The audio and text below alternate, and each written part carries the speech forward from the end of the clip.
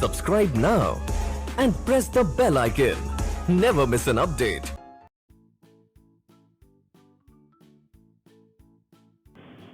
Hello, नमस्कार। इस video में हम लोग आज बात करने वाले हैं ISO 45001 के बारे में, जिसे हम कॉमनली मार्केट प्लेस में ओसास के नाम से जानते हैं। पहले ये ISO 18001 के नाम से जाना जाता था। अब इस स्टैंडर्ड का न्यूमेरिकल चेंज हो गया है, तो अब ये 45000 सीरीज या 45001 के नाम से जाना जाता है। तो ओसास क्या होता है, ये हम लोग डिस्कस करेंगे इस वीडियो में। और इस वीडियो को देखने क्या क्या हम लोग डिस्कस करने वाले इस वीडियो में, तो पहले तो हम लोग डिस्कस करेंगे कि ISO 45001 क्या होता है। ठीक है, what is ISO 45001 standard. And फिर हम लोग बात करेंगे कि ISO 45001 सर्टिफिकेशन क्या होता है। फिर हम लोग इसके आगे बढ़ेंगे, उसके बाद आगे बढ़ेंगे, फिर उसके बारे में जानेंगे कि क्या क्या डॉक्यूमेंट्स चाहिए होते हैं इस स्टैंडर्ड को लेने के लिए। फिर इसका ISO 45010 ओसास लेने का फ़ायदा क्या होता है, फिर क्या कॉस्ट एंड टाइम इन्वॉल्व होता है, आपको कब ISO 45001 लेना चाहिए, और क्या क्या डॉक्यूमेंट्स रिक्वायर्ड होते हैं। अगर आप एक बार सर्टिफिकेशन करवा लेते हैं तो उसकी वैलिडिटी क्या होती है, कब आप अपनी कंपनी के नाम के साथ ISO 45001 सर्टिफाइड ये वर्ड यूज़ कर सकते हैं। फिर हम लास्ट में हम लोग डिस्कस करेंगे कि ISO 45001 सर्टिफिकेशन का जो प्रोसेस है वो क्या होता है। ठीक है, मतलब मैंने ट्राई किया है कि जो भी जनरल क्वेश्चन आपके दिमाग में आते हैं स्टैंडर्ड से रिलेटेड, और वो मैं एक ही वीडियो में सारा कवर कर लूँ। ठीक है, तो इस वीडियो को हम लोग स्टार्ट करते हैं। तो सबसे पहला जो सवाल आपके मन में आ सकता है या आता होगा कि ISO 45001 होता क्या है, व्हाट इज ISO 45001। तो ISO 45001 एक इंटरनेशनल स्टैंडर्ड है जो कि ये बताता है कि आप अपने जो कंपनी, फैक्ट्री है, इंडस्ट्री है, कंपनी है, उसमें अपने वर्कर और लेबर की सेफ्टी के लिए आपको क्या क्या करना चाहिए, क्या क्या बेस्ट प्रैक्टिसेस हैं जो आप फॉलो कर सकते हैं। ठीक है, अब इसका एग्जांपल मैं समझाऊँ आपको। तो एग्जांपल में आप ये समझ सकते हैं, मान लीजिए आपका शुगर केन की फैक्ट्री है, गन्ने की फैक्ट्री है, जहाँ पर चीनी बनता है, चीनी मिल है। वहाँ क्या होता है, जो शुगर केन होता है उसको हम ले जाते हैं, उसको क्रश करते हैं। क्रश करने के बाद जो बगास होता है उसको हम लोग फेंक देते हैं। फिर उसके जो शुगर केन का जूस निकलता है, उसके बाद उसको ट्रीटमेंट किया जाता है। बॉयलर में जाके हम लोग उसको बॉयल करते हैं, फिर डिफरेंट प्रोसेसेस के थ्रू गुजरता है, फिर चीनी बनता है। तो इन सब प्रोसेसेस में जो लेबर काम करते हैं, बॉयलर के पास काम करते हैं, तो उनको बहुत सारे गैसेस निकलते हैं, हार्मफुल गैसेस निकलते हैं, बहुत ज़्यादा इलेक्ट्रिसिटी का यूज़ होता है। तो इलेक्ट्रिसिटी में कहीं करंट लग के कोई मर ना जाए, एक्सीडेंट ना हो जाए, या मान ली मशीन में क्रश हो रहा है तो किसी का हाथ ना कट जाए, या शुगर केन लाने ले जाने में किसी तरह कोई एक्सीडेंट ना हो जाए, इंसिडेंट ना हो जाए। तो हमें ना और हर मुमकिन प्रयास करना चाहिए कि हमारे जो लेबर वर्कर है उनको सेफ रहें, सिक्योर रहें, कोई इंसिडेंसेस ना हो, कोई एक्सीडेंट ना हो, ना उनका हाथ पैर कटे, ना किसी की मृत्यु हो। तो अब ये सब देखने के लिए हमारे पास इंडिया में बहुत सारे लेबर लॉज भी हैं जो इसको देखते हैं। फैक्ट्री एक्ट का प्रोविजन है, अदर भी बहुत सारे प्रोविजन है, लेकिन ये इंटरनेशनल स्टैंडर्ड जो ISO 45001 जो है इसी को कवर करता है।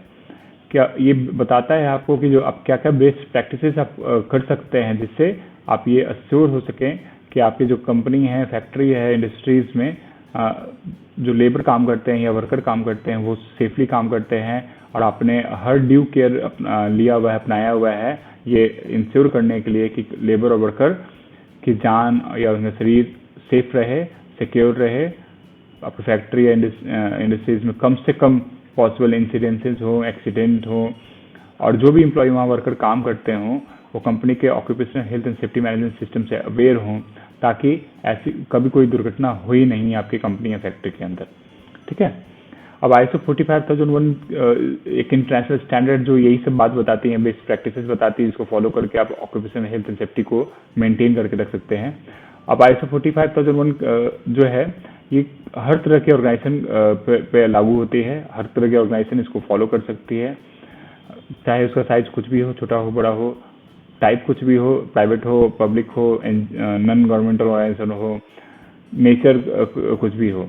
तो ये कोई भी ऑर्गेनाइजेशन इसको इम्प्लीमेंट कर सकते हैं, अपने इसके स्टैंडर्ड को, इसके बेस्ट प्रैक्टिसेस को, इसके गाइडलाइंस को अपने ऑर्गेनाइजेशन में या फैक्ट्री में इम्प्लीमेंट कर सकती है।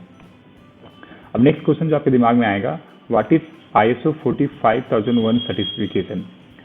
तो सर्टिफिकेशन का मतलब क्या होता है कि आप किसी थर्ड पार्टी या सर्टिफिकेशन बॉडी को हायर करते हैं, वो आपके पास आके ऑडिट करती है आपके ऑर्गेनाइजेशन की और देखती है कि आप ISO 45001 की जो गाइडलाइन है, जो लेट डाउन प्रिंसिपल्स हैं, क्लॉजेज हैं, उनको आप फॉलो कर रहे हैं कि नहीं, उसको आपने अपने ऑर्गेनाइजेशन या फैक्ट्री में इम्प्लीमेंट किया है कि नहीं, और आपका occupational health and safety management system जो है उसके बराबरी में समकक्ष काम करता है कि नहीं, उसमें सारे पॉलिसीज और आपकी जो सारी पॉलिसीज हैं वो इंटरनेशनल स्टैंडर्ड को मीट करते हैं कि नहीं, ये सब चेक करती है।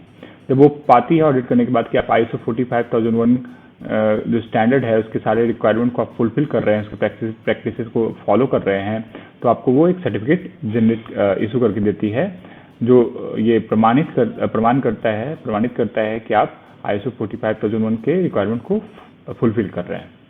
तो उसी को आप सर्टिफिकेशन होना कह सकते हैं। थर्ड पार्टी आई ऑडिट की, उन्होंने पाया कि आप उसको ISO 45001 को इम्प्लीमेंट किया हुआ है आपने और फॉलो कर रहे हैं, तो एक सर्टिफाई कर दी कि हाँ ये कंपनी या industry all possible occupational health and safety management system का जो प्रिंसिपल है, बेस्ट प्रैक्टिसेस हैं, उनको फॉलो कर रही है। नेक्स्ट क्वेश्चन आपके दिमाग में आएगा कि आप ISO 45001 OSAS जो होता है उसको लेने का फायदा क्या होता है। What is benefit of getting ISO 45001 certification.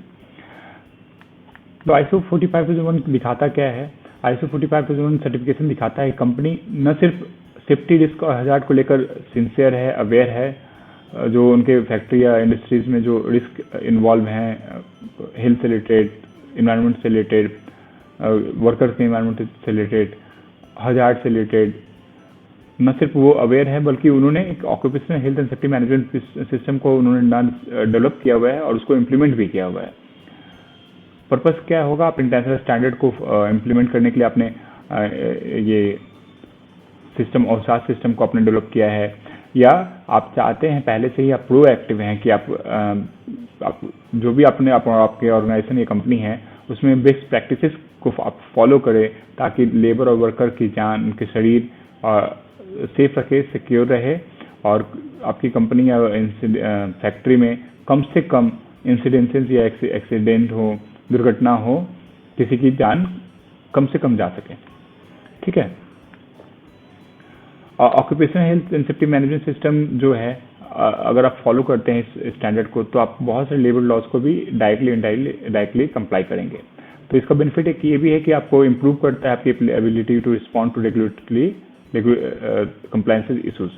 जो गवर्नमेंट की कंप्लायंसेस होती हैं, जो लेबर लॉज की कंप्लायंसेस होती हैं, वो आप डायरेक्टली इनडायरेक्टली उसको फॉलो कर ही लेंगे अगर आप बेस्ट प्रैक्टिसेस को फॉलो कर रहे हैं, तो ये एक बेनिफिट है। फिर आपका दूसरा बेनिफिट है कि अगर आप OSAS को इम्प्लीमेंट करते हैं अपने ऑर्गेनाइजेशन में या फैक्ट्री में, तो आपके जो एक्सीडेंट होने के चांसेस हैं और इंसिडेंसेस होने की जो चांसेस हैं और उससे रिलेटेड जो कॉस्ट है, मुआवजा देना, कंपेंसेशन देना, वो सब सारा कम हो जाएगा। फिर नेक्स्ट बेनिफिट आप देखिएगा, अगर आप कम से कम एक्सीडेंट होगा, कम से कम दुर्घटनाएं होंगी, तो ऑपरेशन में किसी तरह का डिसरप्शन नहीं आएगा, डाउन टाइम नहीं आएगा और लगातार आप प्रोडक्शन कर सकते हैं और ना कभी स्ट्राइक होगा, ना आपके लेबर आपसे गुस्सा होंगे, तो वो कम हो जाएगा। ये भी एक बेनिफिट है। अगर आपका जो फैक्ट्री और इंडस्ट्री या ऑर्गेनाइजेशन में कम से कम एक्सीडेंट होगा, कम से कम दुर्घटना होगा, तो आप जो पैसे आप इंश्योरेंस पे कम खर्च कर रहे हैं लेबर के, वर्कर के, उसको आप कम कर सकते हैं। ये भी एक बेनिफिट है। और जब आपके एम्प्लॉय वर्कर को ये लगेगा कि हाँ आप उनकी सेफ्टी के लिए बहुत अच्छा स्टेप उठाते हैं, सारा सेफ्टी का रिक्वायरमेंट आप जो है फुलफिल कर रहे हैं, सेफ्टी के लिए सारे ड्यू केयर अपनाए हुए हैं, तो उनके मन में आपकी कंपनी के लिए एक रिस्पेक्ट की भावना जागेगी। वो उनके मन में डर जो होगा कि हाँ हम काम करेंगे तो हमारी जान को किसी तरह का खतरा नहीं रहेगा, तो वो कम से कम अब्सेंट करेंगे। वो उनका जो काम करने का जो काम में जो मन लगता है वो बढ़ जाएगा और तो आपका प्रोडक्टिविटी बढ़ जाएगा। ये डायरेक्टली और इनडायरेक्टली आपको बेनिफिट मिलेगा।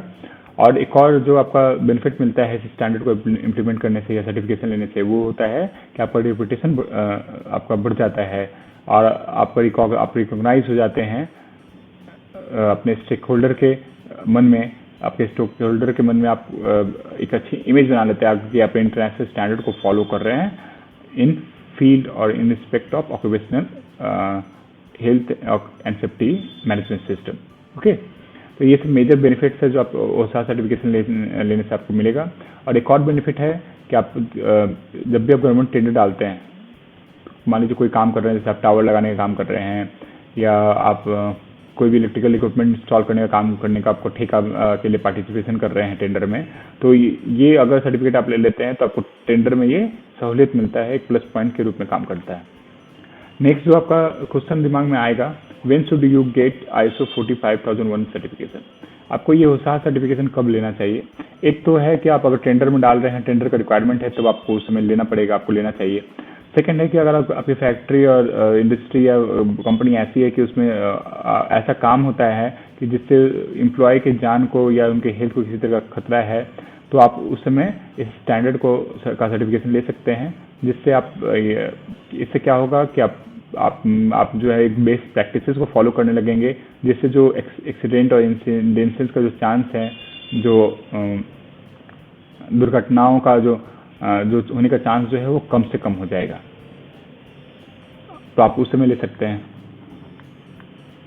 नेक्स्ट क्वेश्चन आपके मन में जो आएगा कि आप ISO 45001 सर्टिफिकेशन कैसे ले सकते हैं? तो ISO 45001 सर्टिफिकेशन लेने के लिए आपको सर्टिफिकेशन बॉडी से संपर्क करना पड़ेगा। How can you get ISO 45001 certification? तो if you want to get your company और industry ISO 45001 certified, then you will have to approach to a certification body।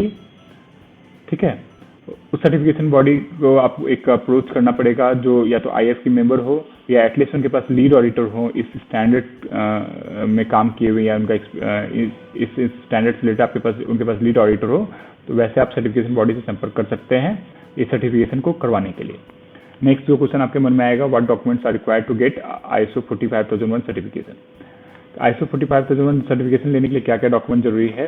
तो इसमें वैसे तो आपके ये जो डॉक्यूमेंटेशन का जो पार्ट है, ये कंपनी टू कंपनी डिफर करती है, इंडस्ट्री टू इंडस्ट्री, कितने साल से काम कर रही है, कितनी बड़ी लेवल पर काम कर रही है। लेकिन अगर कॉमन डॉक्यूमेंट्स की बात करें तो उनके प्रोमोटर्स और जो डायरेक्टर्स उनका KYC डॉक्यूमेंट, कंपनी का जो इंडस्ट्री है उनका KYC डॉक्यूमेंट, और जो भी गवर्नमेंट लाइसेंस है उनके नाम पे वो लगता है। गवर्नमेंट का NOC जो इंडस्ट्री और कंपनी के नाम पे वो सब लगेगा।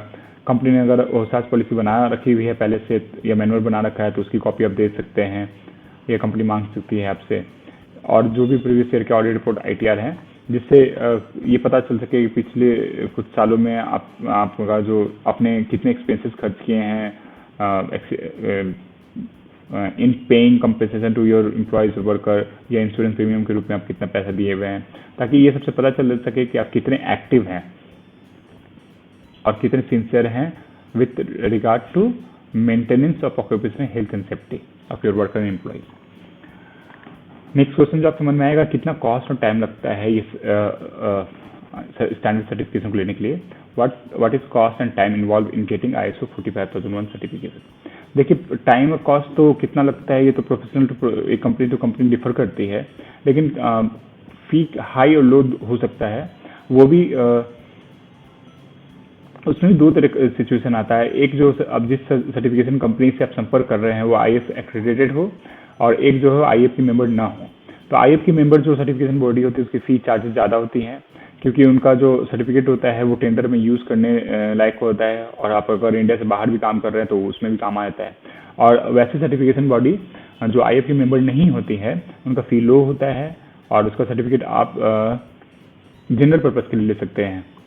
मतलब आप दिखाने के लिए कि आप आप ये हैं, आप ओसास पॉलिसी आपने बनाया हुआ है जो ISO 45001 को मैच करती है, उसके रिक्वायरमेंट को मैच करती है। नेक्स्ट क्वेश्चन जो आपके मन में आएगा कि what is validity of ISO 45001 certification? OHSAS certification की वैलिडिटी कितनी होती है? तो ISO की कोई भी जो स्टैंडर्ड सर्टिफिकेशन होती है उसकी 3 साल वैलिडिटी होती है, subject to successful surveillance audit. जब आप ISO 45001 सर्टिफिकेशन आपको मिलता है तो उसके एक साल बाद फिर एक साल बाद एक ऑडिट होती है, सर्विलांस ऑडिट, चेक करने के लिए कि आपको जो ISO का 45001 का जो करंट जो लेटेस्ट बेस्ट प्रैक्टिसेस हैं उसको आप स्टिल फॉलो कर रहे हैं कि नहीं। अगर आप फॉलो करते रहिएगा तब तो बेस्ट है, नहीं कीजिएगा तो फिर नॉन कन्फर्मिटी रिपोर्ट जो सर्टिफिकेशन बॉडी आपको देगी आप उसको ठीक कर लीजिएगा, तो फिर आपका जो सर्टिफिकेट है वो 3 साल के लिए वैलिड होता है। ठीक है। अब नेक्स्ट क्वेश्चन जो आपके मन में आएगा, क्या when can you use ISO 45001 certified with name of your company? आप कब ISO 45001 सर्टिफाइड ये 3 वर्ड लिख सकते हैं अपने नाम की कंपनी के साथ? तो आप जैसे ही ISO 45001 सर्टिफिकेशन आपको मिल जाता है तो आप उसी टाइम से ये 3 वर्ड आप अपनी कंपनी के नाम के साथ लिख सकते हैं।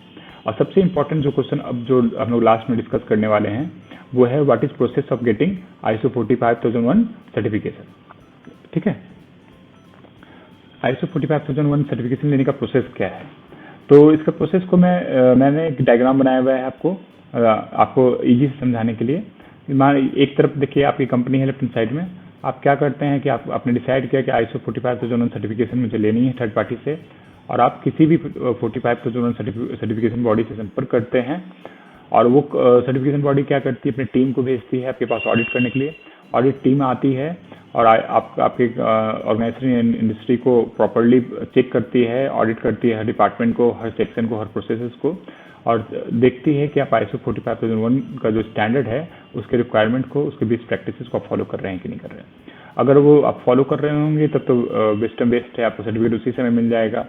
अगर नहीं फॉलो कर रहे होंगे तो आपको NC report, non conformity report दिया जाएगा कि कहाँ का आप लैक कर रहे हैं, और कुछ टाइम दिया जाएगा आपको कि उस टाइम के बीच में आप उस सारे लैकनेस को दूर कर लें।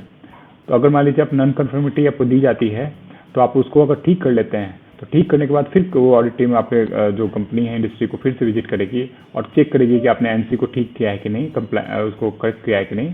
अगर आप करेक्ट कर चुके होंगे NC को, नॉन कन्फर्मिटी को, तो फिर आपको ISO 45001 सर्टिफिकेट मिल जाएगा। तो ये नटसेल में एक प्रोसेस था ISO 45001 सर्टिफिकेशन का। ठीक है। तो इस तरह मैंने 10 जो मेन क्वेश्चन जो आपके मन में आते हैं इस ISO 45001 सर्टिफिकेशन लेने से रिलेटेड, उस्ताद सर्टिफिकेशन लेने से रिलेटेड, उसको मैंने इस वीडियो में कवर किया है।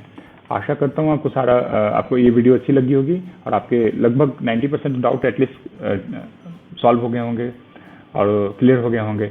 अगर इसके अलावा भी अगर आपके मन में किसी तरह का डाउट बच जाता है या आप ISO 45001 स्टैंडर्ड लेना चाहते हैं या आप उसके कॉम्प्लिकेसी को समझना चाहते हैं या आपको अपनी इंडस्ट्री का ऑडिट करवाना है ISO 45001 ऑडिट, तो आप हमारे एक्सपर्ट को इस वीडियो के डिस्क्रिप्शन में दिए हुए नंबर पर कॉल या व्हाट्सएप कर सकते हैं।